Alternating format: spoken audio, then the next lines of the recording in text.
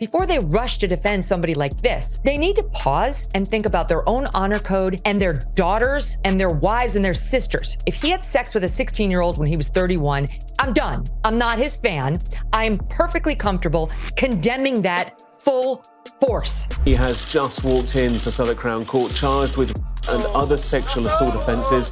In Europe and in the United Kingdom where I'm from, the age of consent is 16, and I did sleep with a 16-year-old when I was 30. But when I was 30, I was a very different person. It's something that you just need to take to your grave, bro, because nobody's ever going to understand and ever going to accept why a 30-year-old man slept with a 16-year-old. You see the headlines every day. The economy, inflation, interest rates, all of that. But then it hits differently when you look at your own numbers. Credit card balances are going up. Fees are piling up, minimum payments that keep you stuck for years. That's not an accident. That system is designed to keep you paying. And that's exactly when it's time for you to call PDS Debt. They've already helped hundreds of thousands of people reduce what they owe and take back control of their finances. And whether it's credit cards, personal loans, or medical bills, PDS Debt doesn't just look at your debt, it looks at your situation.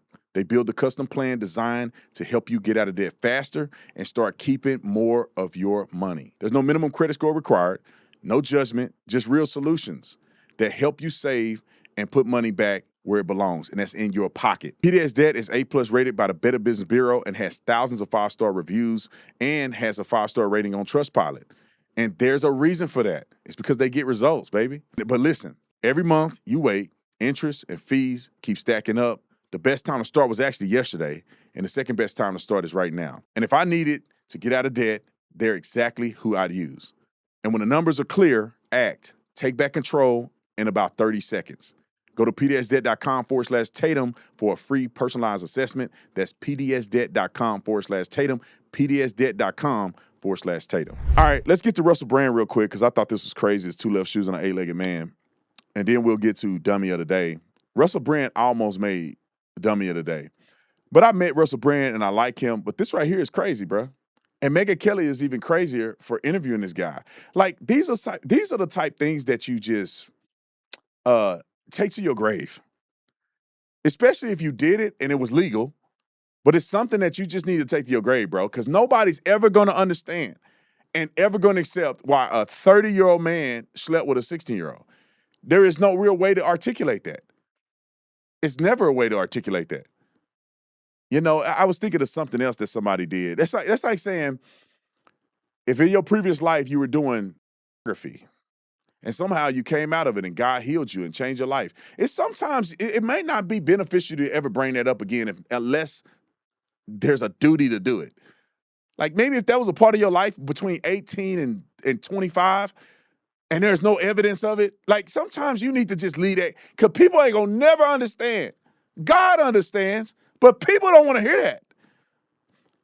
Come on, put the clip up here. This is what Megyn Kelly said about Russell Brand initially, and then she backpedaled tremendously for some reason to have him on her show to try to justify some of this stuff. Roll the clip. Before they rush to defend somebody like this, they need to pause and think about their own honor code and their daughters and their wives and their sisters. If he had sex with a 16-year-old when he was 31, I'm done. I'm not his fan.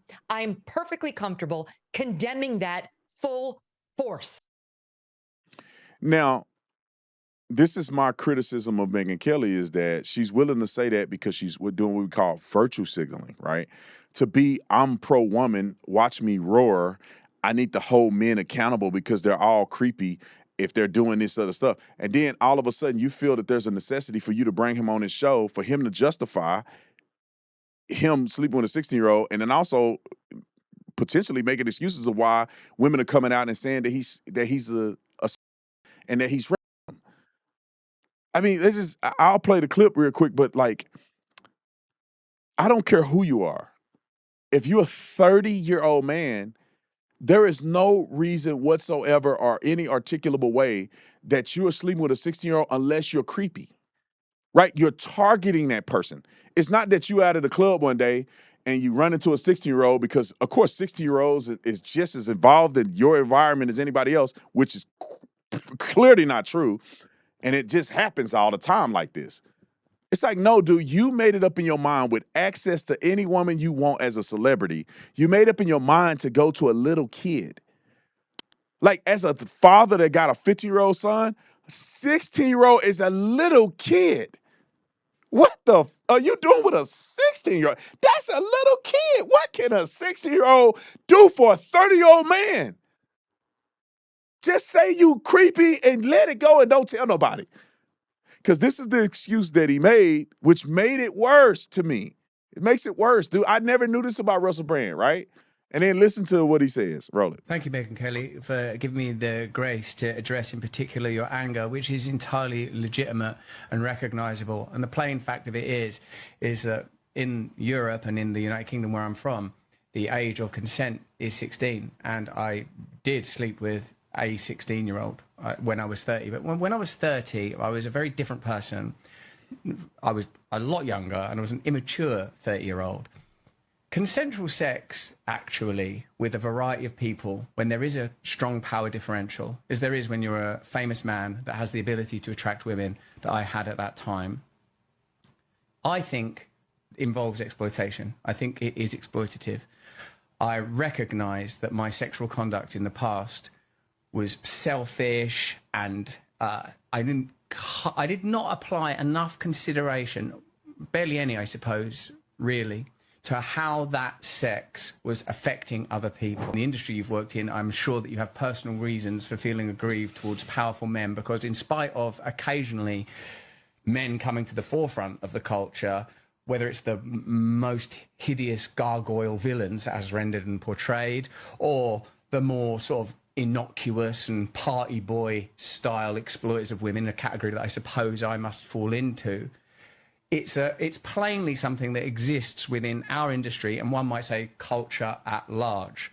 While I was transgressing lines of being a person that was sleeping with people because I had availability to not only, by the way, waitresses and strippers and fans and people, but like, you know, powerful women as well, or like powerful professional women that had gravitas and status and power, I was only really thinking of myself.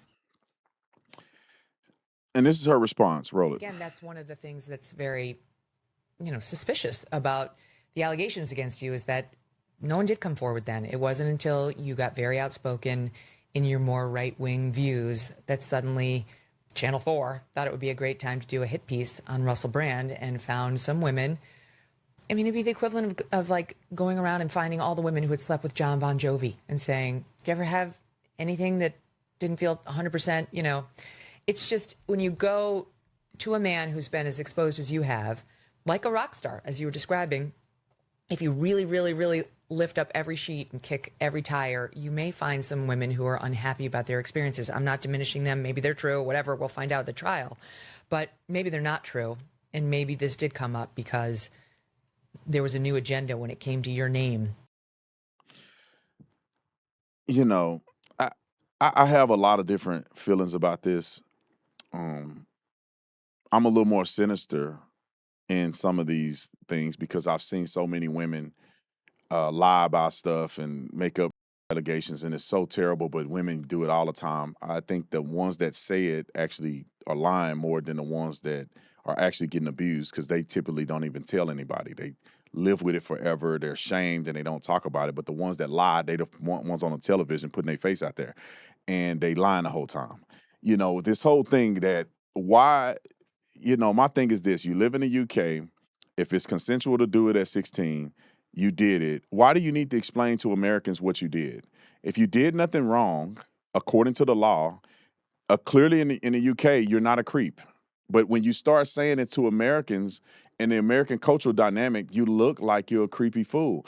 And then Megyn Kelly, with her virtue signal of saying, trying to be roar woman roar, I'm a strong woman, look at me, defend women, and then you go and have this guy on your podcast and you literally give him the latitude to be an abusive person and make excuses for him. You get less credentials or you get less grace in part when you are doing all of this sexual deviancy, and then you're shocked when somebody says that you did too much to them. like if you are a man of integrity and you just sleep with women like the average person does, I'm just being honest, women and men, that is not as concerning as you're saying I'm a celebrity and I sleep and do nasty things with so many different women, whether they're rich, whether they're poor, whether they're young, whether they're old. That sexual deviancy would lead to other deviant behaviors, in my opinion. But I think that I don't know why people even put themselves out there like that. I don't know why Megyn Kelly decided that this was a great interview to have with him justifying that he was doing sexual stuff. Look, the man gave his life to Christ. He changed, turned a leaf. What are we even talking about? These conversations just make things worse. Do I care that he did that? I don't got nothing to do with that man's life. He live in the UK. They made it legal. Both of them are nasty. A 16-year-old don't get, like, in my personal opinion, if the age of consent in that city or that state is they let a 16-year-old make a decision, that means that 16-year-olds are making that decision culturally. I think somebody needs to say something to a 16-year-old messing with a 30-year-old man too. Now, you a nasty dog, and in America, you're going to jail. Over there, you're a nasty dog. You clearly a weirdo if you mess with a 16-year-old. But also, y'all need to be teaching your young girls that why are you messing with a grown man for? Like, to me, it goes similar. I think that obviously it's a disproportionality because you're older and more mature. That's why in America, you can't make that decision until you're 18. But if they feel like in their society, that's what they want to do. But you should teach your young women that you really want to be sleeping with a 30-year-old man that not offer you nothing but sex? Are you really making that decision?